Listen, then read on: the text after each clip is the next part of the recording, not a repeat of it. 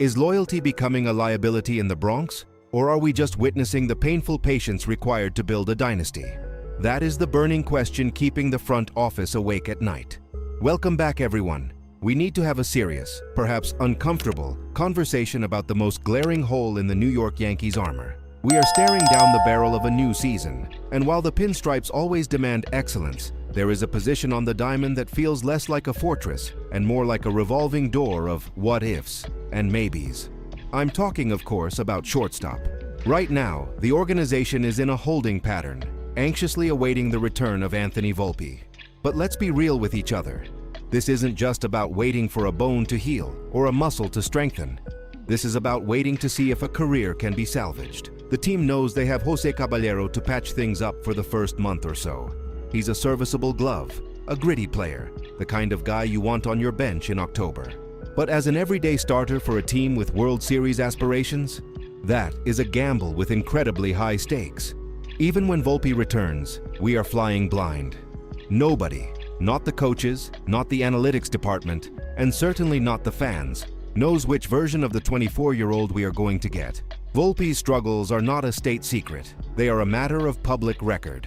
The 2025 season was, to put it mildly, a disaster, compounded by shoulder surgery that put a screeching halt to his development. He is far from perfect, yet the Yankees have shown an almost stubborn willingness to give him every conceivable chance to get back on track. But here is the harsh reality of professional sports. Patience has an expiration date. At some point, the sentimentality of homegrown talent has to bow down to the cold, hard necessity of winning. Neither Caballero nor the current version of Volpe looks like the anchor of a championship infield. And that is exactly why the whispers about Washington Nationals shortstop CJ Abrams are starting to turn into shouts. We need to look at this not just as a trade rumor, but as a potential lifeline for a season that cannot afford a weak link. To understand why this potential move for CJ Abrams is gaining traction, we have to look at the history of championship teams.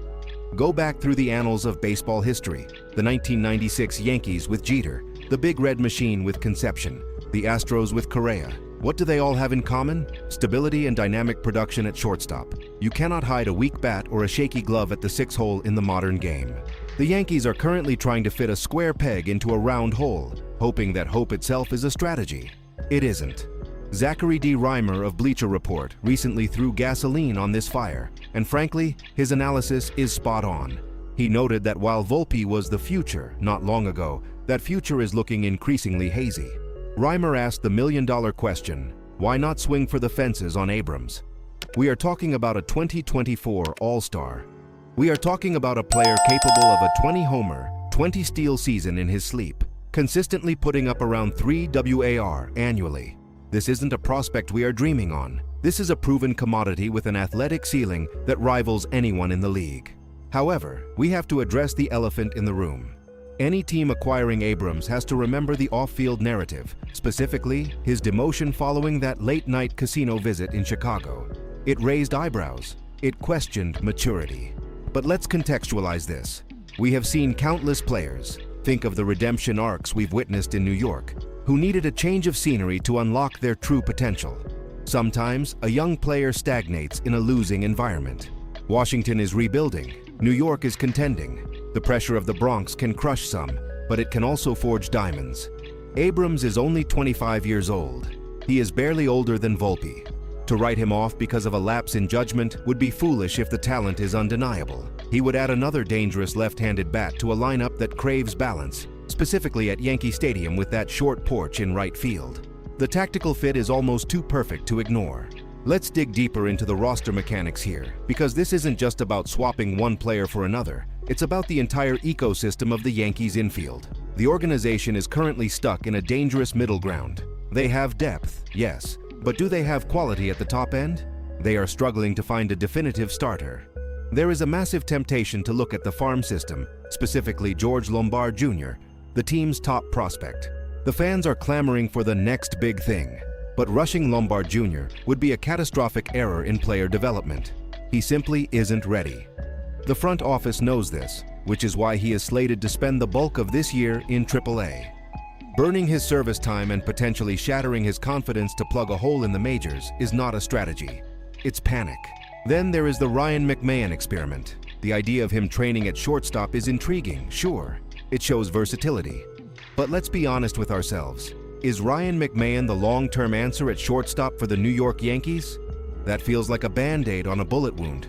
It's a stopgap measure, not a championship solution. The Yankees have plenty of bodies in the infield, but it's about fitting the puzzle pieces together correctly. Right now, the picture is blurry. This brings us back to the Abrams proposition. We need to look at the hard data.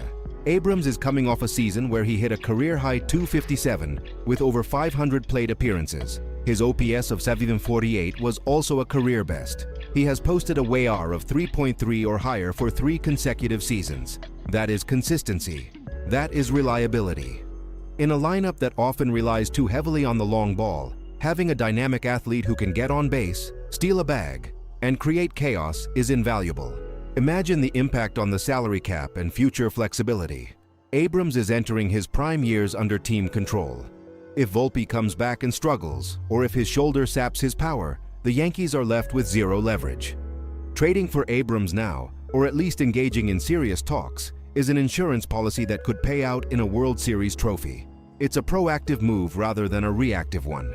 So, where does this leave us? We are standing at a crossroads. Down one path lies the status quo, hoping Volpe returns to a form we aren't even sure he possesses, relying on Caballero to hold the fort, and praying the pitching staff is perfect enough to mask the offensive deficiency at shortstop.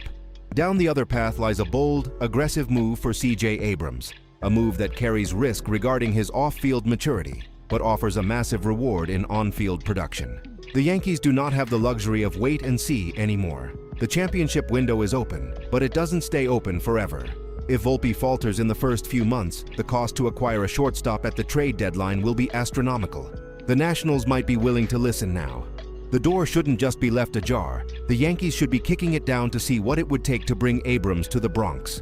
A change of scenery could be exactly what the 25-year-old needs to ascend to superstardom, and he would provide the spark this lineup desperately needs. Ultimately, this comes down to a philosophy. Do you trust the process of rehabilitation, or do you trust the proven production of an external star? The next few months will define the future of the Yankees infield for the next half-decade. It all depends on Volpe, but having a contingency plan named CJ Abrams is just smart baseball. What do you think? Is it time to move on from the Volpe experiment, or does he deserve one last shot? Drop your thoughts in the comments below. I want to see the debate rage on. And for more in-depth coverage on the Yankees, from spring training battles to the heat of the postseason, make sure you subscribe to All Yankees Talk.